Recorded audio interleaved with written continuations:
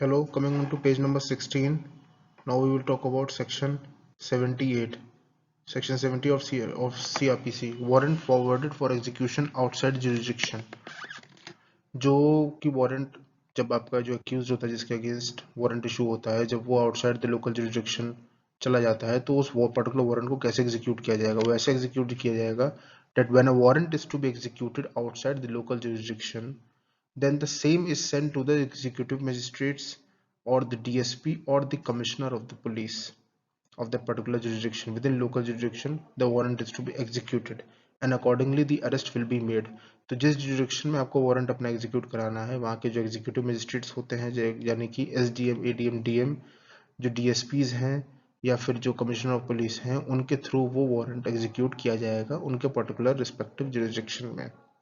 Secondly, court issuing warrant will forward the substance of information against the person to be arrested with any other necessary information. जो court warrant issue कर रहा है और जिस person के against warrant issue किया गया है उसके रिगार्डिंग जो सब्सटेंस ऑफ इंफॉर्मेशन है वो या और अदर जो नेसेसरी इंफॉर्मेशन है वो प्रोवाइड करेगी ताकि पर्टिकुलरली जिस लोकल जुरिडिक्शन में वो अरेस्टिमेट किया जाएगा वहां के लिए फिजिबिलिटी हो जाए.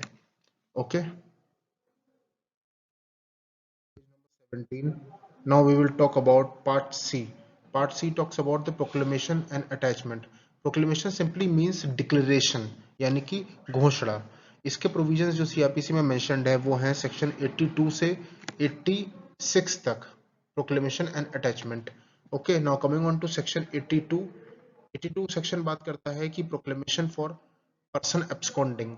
एब्सकॉन्डिंग का मतलब ये होता है भगोड़ा, यानी कि जो भागे हुए होते हैं, जो वारंट ऑफ अरेस्ट से बचने के लिए भाग जाते हैं, जो क्राइम करने के बाद भाग जाते हैं, उनको एब्सकॉन्डर्स कहते हैं.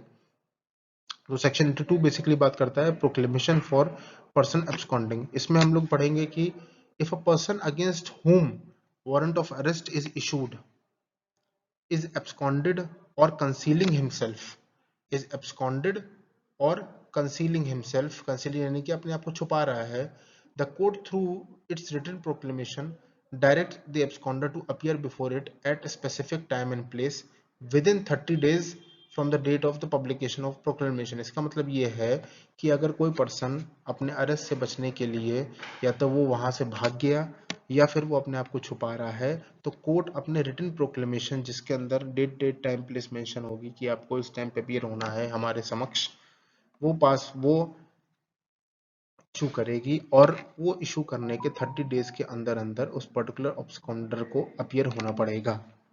ओके.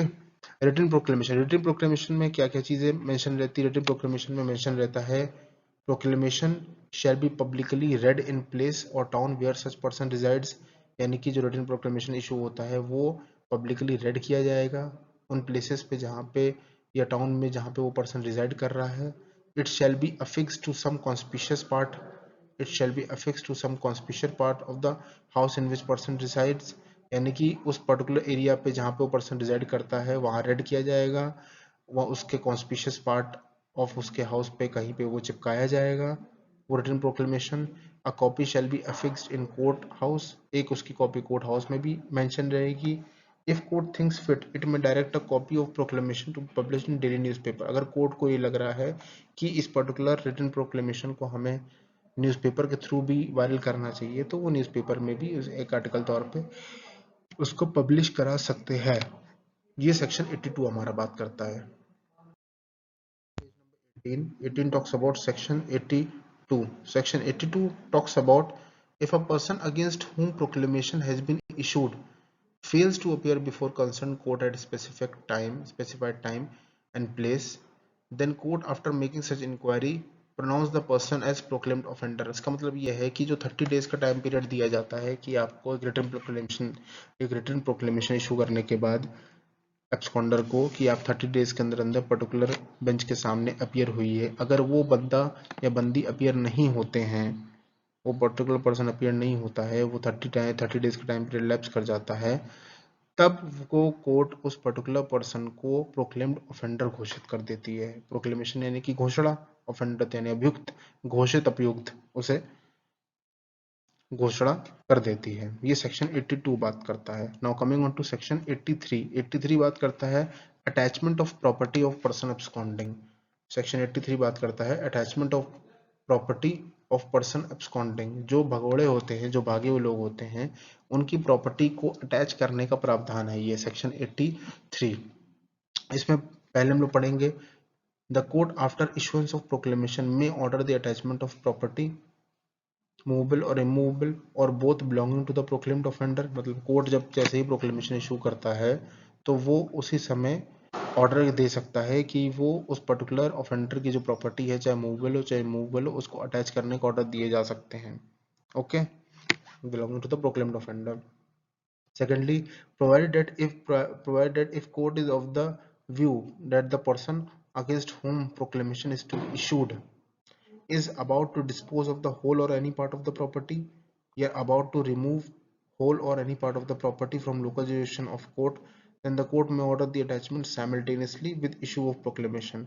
इसमें ये कह रहा है, ये प्रावधान ये कह रहा है कि provided that if court is of the view, court को अगर ये लग रहा है कि जो पर्सन जिसके खिलाफ प्रोक्लेमेशन इशू होने वाला है वो अपनी प्रॉपर्टी को या तो उस लोकल जुरिडिक्शन से हटाने की कोशिश कर रहा है या उस पर्टिकुलर प्रॉपर्टी को पार्शली और होली बेचने की कोशिश कर रहा है, तब जो कोर्ट है वो साइमल्टेनियसली यानी कि साथ ही साथ में प्रोक्लेमेशन इशू के साथ ही साथ वो अटैचमेंट ऑफ प्रॉपर्टी के भी ऑर्डर दे देंगे। ओके, ये सेक्शन 83 हमारा डिस्कस हो गया। Page number 19, it talks about section 84. section 84 talks about claims and objections to attachments. एक बार जब प्रॉपर्टी अटैच हो जाती है, मूवेबल या इमूवेबल प्रॉपर्टी अटैच हो जाती है, सर्च किया, सीज किया, अटैच किया, तो उसमें किस किस को क्लेम करना है उस प्रॉपर्टी पे, या ऑब्जेक्शंस किसको करने हैं, उसका प्रावधान सेक्शन 84 आपका देता है। तो सेक्शन 84 में पहली चीज हम लोग क्या पढ़ेंगे, इफ एनी क्लेम और objection relating to the attached property is addressed within 6 months from the date of attachment by person other than the proclaimed offender, then after sufficient inquiry the said claim and objection may be allowed or disallowed in whole or in part. इसका मतलब ये है कि जैसे ही आपका attachment के orders हो जाते हैं तो उसके अटैचमेंट के ऑर्डर से 6 महीने के अंदर अंदर जो भी क्लेम्स एंड ऑब्जेक्शंस रेज होते हैं regarding that particular attached property by any other person other than the proclaimed offender, तो उस पर्टिकुलर क्लेम्स और ऑब्जेक्शन को अलाउ किया जाएगा, डिसअलाउ किया जाएगा आफ्टर मेकिंग सफिशिएंट इंक्वायरी। अब उसको अलाउ करना है पार्शली या होली, या डिसअलाउ करना है पार्शली होली, वो that depends upon the honourable court and after the inquiry submission. Okay, if the claimant or objector dies within the prescribed period under this section, the same will be continued by his legal representative. इसका मतलब ये है कि जो 6 महीने का time period मिलता है, उस टाइम पीरियड की जो 6 महीने का टाइम पीरियड मिलता है क्लेम ऑब्जेक्शन फाइल करने का, उस टाइम ड्यूरेशन के बीच में अगर क्लेमेंट या ऑब्जेक्टर जो है वो एक्सपायर हो गया, तब उसके जो लीगल रिप्रेजेंटेटिव हैं वो उसको परस्यू करेंगे, उस पर्टिकुलर केस को, उस पर्टिकुलर क्लेम को या उस पर्टिकुलर ऑब्जेक्शन को वो परस्यू करेंगे। Okay, thirdly, coming on to every such claim and objections will be inquired by the court in which it is preferred.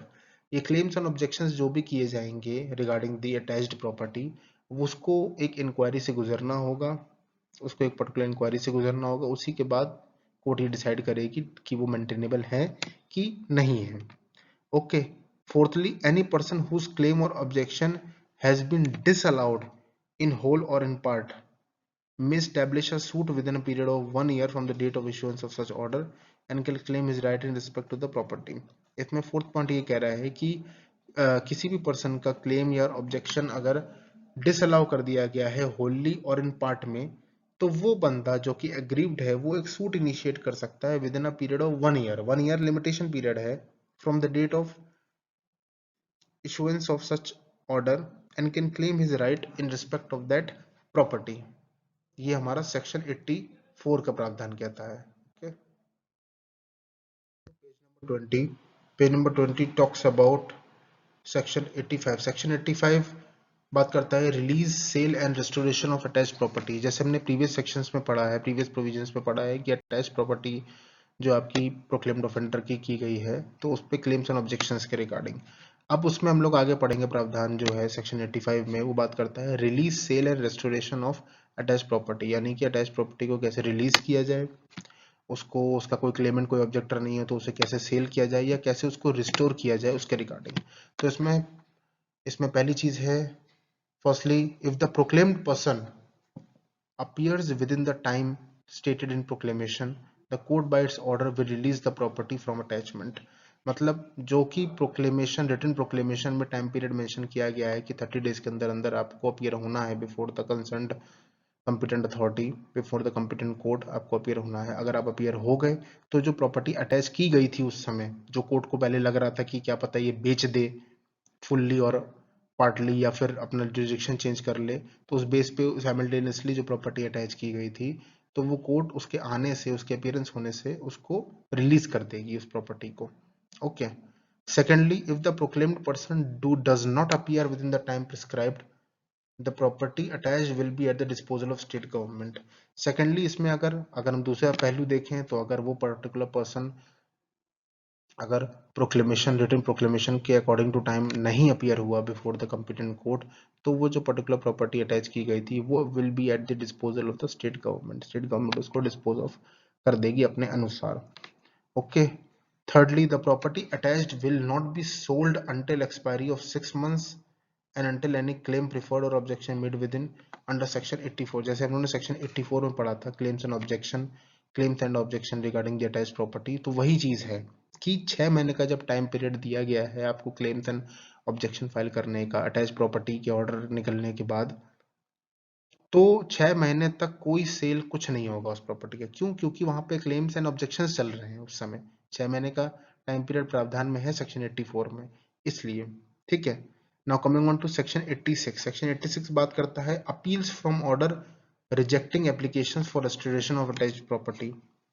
इसका मतलब ये बात करता है कि अपने जो एप्लीकेशंस डली हैं कि प्रॉपर्टी को रिस्टोर कर लिया जाए, ये कर लिया जाए, तो उन एप्लीकेशंस को रिजेक्ट करते हुए जब वो चीज हुई तो पर्सन एग्रीव्ड हुए, तो पर्सन ने अपील्स फाइल करी, तो सेक्शन 86 बात करता है। तो इसमें ये बात है कि any person who is aggrieved by any refusal to deliver property और the proceeds of the sale may appeal to the court to which appeals ordinary lie. इसका मतलब ये है कि कोई पर्सन जो कि एग्रीव्ड है कि उसको प्रॉपर्टी डिलीवर नहीं की गई या सेल के रिगार्डिंग, उस पर्टिकुलर प्रॉपर्टी के सेल के रिगार्डिंग वो एग्रीव्ड है, तो वो अपील कर सकता है to which appeals ordinary lie, means appeal कर सकता है in the competent appellate authority में, जिसके पास अपीलेट जुरिडिक्शन है उसके पास वहां वो अपील कर सकता है, जिसके लिए आपको रेफर करना पड़ेगा section 85 clause 3। Okay, thank you.